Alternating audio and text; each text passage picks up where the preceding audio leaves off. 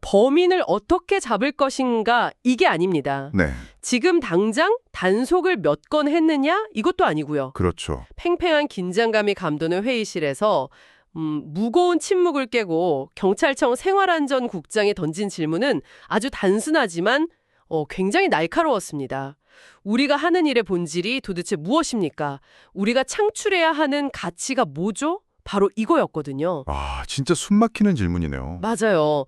청취자님, 만약에 당신의 상사가 오늘 아침 회의에서 대뜸 이런 근본적인 질문을 딱 던진다면 곧바로 대답하실 수 있을까요? 아마 대부분 어버버 하실 겁니다. 그러니까요. 오늘 우리가 다룰 자료는 대한민국 경찰청의 심장부에서 벌어진 실제 성과 목표 달성 전략회의, 그 회의록입니다. 네. 이번 심층 탐구의 목적은 바로 이 생생한 현장을 분석하는 거고요. 제가 이 회의록을 처음 딱 읽었을 때요.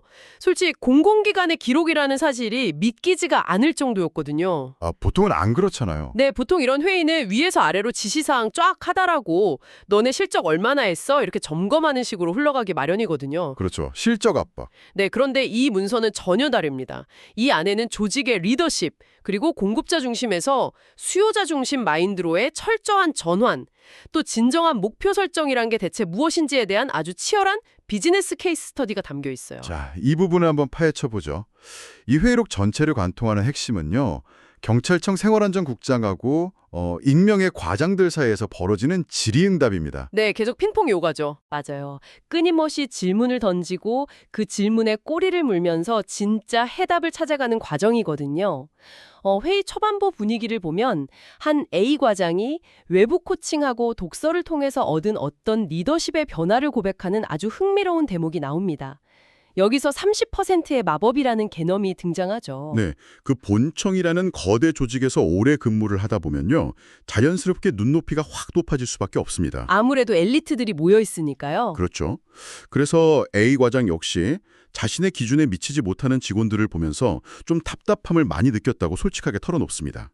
보통 리더들은 직원의 그 부족한 점, 그러니까 결핍에 먼저 시선을 딱 뺏기게 되잖아요. 저 사람은 왜 저것밖에 못하지 이렇게요? 맞아요. 그런데 외부 코치의 조언을 통해서 시각을 완전히 바꿉니다. 직원이 100을 해내지 못한다고 막 탓하는 대신에 이 직원은 이미 70%의 훌륭한 역량을 갖추고 있다. 리더인 내가 해야 할 일은 그 빈틈인 나머지 30%를 채워주는 것뿐이다. 이렇게 생각하기로 한 거죠. 와, 평가자에서 조력자로 포지션을 완전히 바꾼 거네요? 네, 발상의 전환이죠. 이게 단순히 마음가짐 좋은 말 대잔치 같지만 이게 조직 내에서 작동하는 방식을 보면 되게 과학적입니다. 직원을 70%의 역량을 가진 존재로 딱 인정하는 순간 리더의 인지적 부담이 확 줄어들거든요. 아, 스트레스가 사라지는 거군요. 맞아요. 저 사람을 왜 저러지 하는 스트레스 상태에서 벗어나서 내가 어떤 자원을 제공해야 저 30%가 마저 채워질까? 이렇게 문제 해결 모드로 뇌가 싹 전환되는 겁니다. 정확합니다. 그래서 A 과장 스스로도 그 시각 변화 이후에 업무의 답이 훨씬 신속하게 도출되었다고 말을 하거든요. 심지어 이 원리를 가정생활에도 적용했다고 고백하는 대목이 진짜 재밌습니다. 아, 가정생활이요? 네, 자신의 결혼생활이나 자녀 양육에 대해서도 완벽하진 않지만 그래도 70% 정도는 성공적으로 해왔다. 이렇게 긍정을 하니까 모든 게 훨씬 더 나아 보이고 가족관계도 좋아졌다는 거죠. 일종의 인지적 프레이밍을 바꾼 셈이네요. 근데 이 철학이 그냥 개인의 깨달음에서 끝나는 게 아니라 조직 전체로 퍼져나가는 과정도 되게 인상 깊습니다. 또 다른 B 과장은 이 마인드를 바탕으로 워크숍을 진행했더라고요. 네, 기존 방식이랑은 완전히 다르게 했죠. 네, 위에서 목표를 야 이거 해 하고 정해주는 게 아니라 계장, 반장, 반원 순으로 각자 자신의 목표를 직접 발표하게 만든 겁니다. 그게 바로 탑다운 방식의 한계를 명확히 인지한 거거든요. 위에서 그냥 내리누르는 목표는 조직원들한테는 그저 또 처리해야 할 업무량 늘었네 이렇게 다가옵니다. 일거리죠, 일거리. 맞아요. 하지만 B 과장이 선택한 바텀업 방식은 조직원 스스로가 내가 이 거대한 조직에서 지금 어느 위치에 서 있고 또 내 업무가 전체 목표랑 어떻게 연결되는지를 직접 입 밖으로 꺼내게 만들잖아요. 내가 말하면서 깨닫는 거군요. 그렇죠. 나열식으로 지시를 그냥 듣고만 있을 때랑은 차원이 다른 일체감이 딱 형성되는 겁니다. 청취자님은 지금 직장에서 혹은 집에서 누군가의 부족한 30% 때문에 막 스트레스를 받고 계시지는 않은가요? 타인이 이미 가지고 있는 훌륭한 70%를 너무 당연하게 여기고 있다면 오늘 이 A 과장의 고백이 꽤 묵직하게 다가올 것 같습니다. 네, 찔리는 분들 많으실 거예요. 자, 이렇게 내부 조직 관리에 대한 좀 훈훈한 깨달음으로 시작된 회의는요, 곧바로 외부, 그러니까 대국민 서비스의 본질을 파고드는 생활안전국장의 날카로운 질문 폭격으로 이어집니다. 여기서부터 대화의 밀도가 진짜 확 높아지죠. 첫 번째 쟁점은 바로 유실물, 그러니까 분실물 처리 업무였습니다. 국장이 회의실에 모인 과장들한테 대뜸 묻습니다. 유실물 업무의 본질이 뭡니까? 우리가 창출해야 하는 가치가 뭐죠? 질문 자체는 되게 단순해 보이죠. 정답도 뻔해 보이고요. 맞아요. 그래서 한 과장이 바로 대답을 합니다. 국민의 재산을 보호하고 최대한 많이 찾아주는 겁니다. 라고요. 솔직히 제가 그 자리에 앉아 있었어도 똑같이 대답했을 것 같아요. 누구나 그렇게 생각하죠. 경찰이 시민이 잃어버린 물건을 최대한 많이 찾아주겠다는데 그게 본질이 아니면 도대체 뭐가 본질이겠습니까? 여기서 정말 흥미로운 점은요. 국장이 그 너무나 당연해 보이는 대답에 맹점을 확 파고든다는 겁니다. 네. 국장의 반문이 이래요. 무조건 많이만 찾아주면 됩니까? 상대방, 즉 시민이 진짜 뭘 원하는지 확실히 모르는 상태에서 우리가 마음대로 그냥 그게 정답이라고 방향을 정할 수 있습니까? 이렇게 찌릅니다. 그 반문의 한 참석자가 제기한 현실적인 팩트가 상황을 완전히 뒤집어 놓잖아요. 바로 스마트폰 분시 사례였습니다. 네, 진짜 뼈 때리는 사례였죠. 요즘 고가의 스마트폰은 대부분 분실보험에 가입되어 있잖아요. 그래서 시민 중 일부는 스마트폰에 딱 잃어버렸을 때 경찰이 그 폰을 막 끝까지 추적해서 찾아주기를 오히려 원하지 않는 경우도 있다는 겁니다. 차라리 분실 증명서를 빨리 발급받아서 보험 처리로 새 폰을 보상받는 거. 그게 그 시민한테는 훨씬 더 큰 가치이자 혜택인 셈이죠. 맞아요. 그런데 경찰이 영년화인으로 낡은 폰을 막 어떻게든 찾아내서 돌려주면 오히려 보험 처리가 막혀버리니까 시민이 난처해야 하는 되게 아이러니한 상황이 발생하게 되는 겁니다. 이건 정말 비즈니스적으로 시사하는 바가 엄청 큽니다. 조직의 핵심 성과 지표, 그러니까 KPI가 소비자의 실제 니즈랑 완전히 어긋나 버린 전형적인 사례잖아요. 완벽한 미스매치죠. 경찰이라는 공급자 입장에서는 유실물 반환율을 숫자로 높이는 게 무조건 선이고 실적입니다.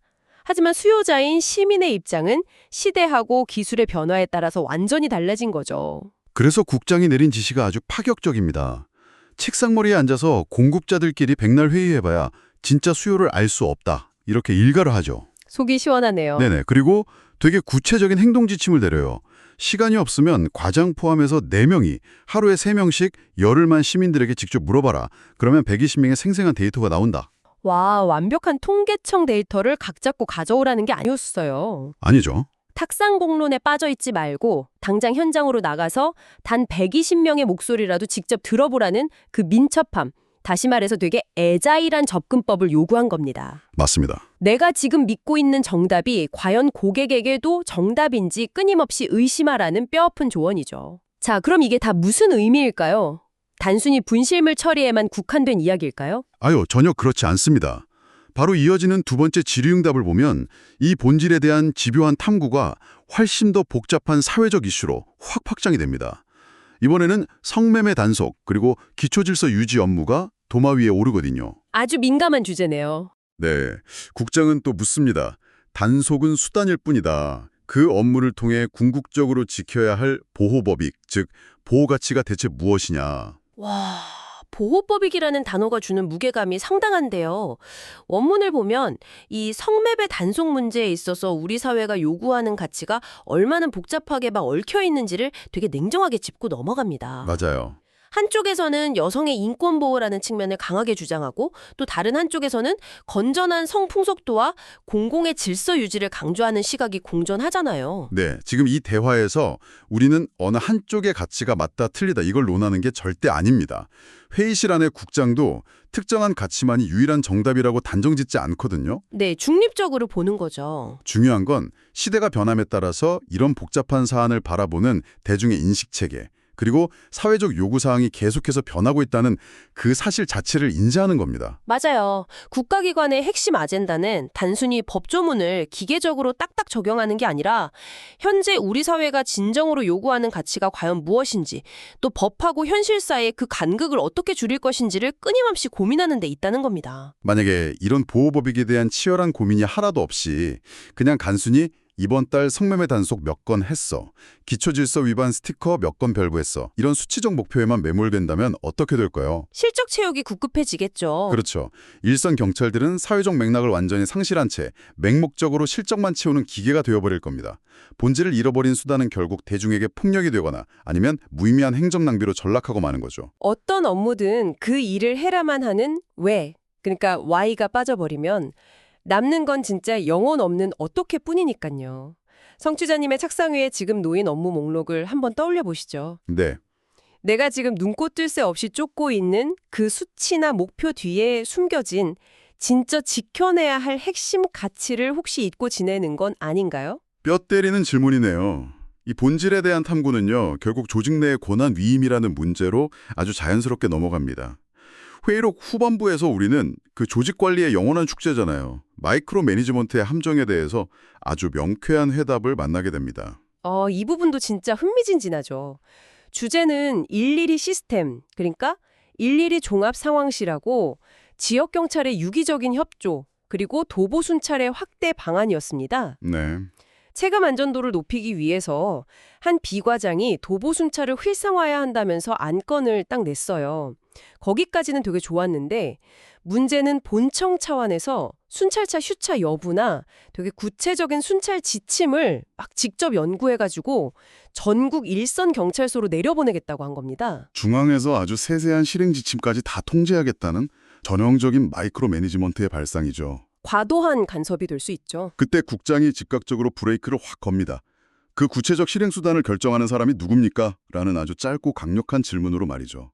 비과장이 머뭇거리니까 국장은 본청의 역할이 무엇인지 아주 냉정하게 선을 쫙 긋습니다. 생각해보세요. 전국의 경찰서가 무려 251개나 됩니다. 엄청 많죠. 서울 한복판 번화가에 있는 경찰서랑 지리산 자락에 있는 경찰서의 치안 환경이 같을 수가 없잖아요. 완전히 다르죠. 그런데 이 여건이 전부 다른 251개 경찰서의 본청이 일괄적인 도보 순찰 방식을 간섭하고 지침을 막 내리는 건 완벽한 탁상공론이라는 게 국장의 예리한 지적이었습니다. 이것을 좀 더 큰 그림이랑 연결을 해보면요. 리더십 그리고 중앙통제부서의 역할에 대한 아주 중요한 통찰이 나옵니다. 어떤 통찰이죠? 본청은 목표를 딱 제시하고 그 목표를 일선에서 달성할 수 있도록 예산을 지원하고 제도를 개선해주는 인프라 구축자입니다.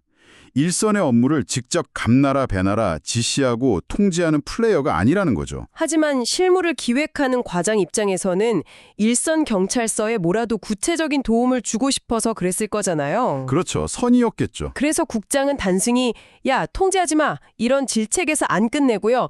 기가 막힌 시스템적 대안을 제시합니다. 바로 패턴화된 모듈 방식이죠. 네. 만약에 정지침을 주고 싶다면 하나의 절대적인 기준을 강요하지 말라는 겁니다. 대신에 전국 251개의 현장을 다 조사해서 비슷한 치안 여건을 가진 곳들을 몇 가지 패턴으로 딱딱 묶어서 분류를 하는 거죠. 그룹을 나누는 거군요. 네. 그리고 각 상황에 맞는 대여섯 개의 도보 순찰 모듈을 만들어서 제공을 하라는 겁니다. 마치 기성복 브랜드에서 옷을 만들 때 세상 모든 사람의 체형을 일일이 다 맞출 순 없지만 다양한 사이즈의 패턴 100개, 200개를 만들어 두고 소비자가 자기 몸에 딱 맞는 걸 고르게 하는 거랑 똑같은 이치네요. 와, 아주 훌륭한 비유입니다. 본청이 모듈을 딱 제공을 하면 최종적으로 어떤 모듈을 우리 지역에 적용할 것인지는 각 경찰서장이 스스로 결정하게 하는 겁니다. 선택권을 주는 거군요. 그렇죠. 이것은 중앙통제부서가 일선 현장에 어떻게 자율성을 부여하면서도 동시에 시스템적으로 지원할 수 있는지를 완벽한 모델이에요. 네. 리더는 정답을 강요하는 사람이 아니라 현장이 최적의 선택을 할 수 있도록 좋은 선택지들을 쫙 설계해주는 사람이어야 합니다. 진짜 밀도 높고 치열한 회의였습니다. 이게 단순한 공공기관 회의록을 넘어서 거의 리더십과 경영 전략의 교과서라고 해도 과언이 아니네요. 정말 배울 게 많죠? 네, 이제 이 깊은 논의들을 청취자님의 일상과 업무로 싹 가져와서 세 가지 핵심으로 정리를 해보겠습니다. 첫째, 타인이 가진 역량을 있는 그대로의 70%로 긍정하고 리더로서 빈틈인 그 30%를 조력자의 마음으로 기꺼이 채워주는 것. 둘째, 조직 내부의 시각, 즉 공급자의 착각에 빠져 있다는 사실을 겸허히 인정하는 것. 그리고 책상 앞에 완벽한 서류가 아니라 당장 현장으로 뛰어나가서 120명의 진짜 수요자에게 직접 묻고 데이터를 수집하는 그 민첩함을 갖추는 것. 셋째, 모든 것을 다 통제하려는 마이크로 매니지먼트의 유혹을 단호히 뿌리치고 현장의 자율성과 책임감을 극대화할 수 있는 모듈형 지원 체계를 고민하는 것. 네. 이 세 가지는 비단 경찰이라는 거대 조직뿐만 아니라요. 당신이 속한 기업의 프로젝트 팀, 심지어 아주 일상적인 인간관계에서도 강력한 지침이 될 수 있습니다. 결국 이 회의록 전체를 관통하는 단 하나의 메시지는 바로 질문하는 용기입니다. 질문하는 용기요. 네. 관성에 젖어서 당연하게 해오던 일의 껍질을 확 벗겨내고 내가 편한 방식이 아니라 상대방이 진정으로 얻고자 하는 혜택이 무엇인가 이걸 끊임없이 묻는 용기 말이죠. 오늘 청취자님의 책상 앞 혹은 모니터 화면에는 어떤 목표가 띄워져 있나요? 그 목표를 향해 막 달려가는 발걸음을 잠시 멈추고 한번 묻고 싶습니다. 네. 그 목표는 오직 나침반을 쥐고 있는 당신만의 착각은 아닐까요?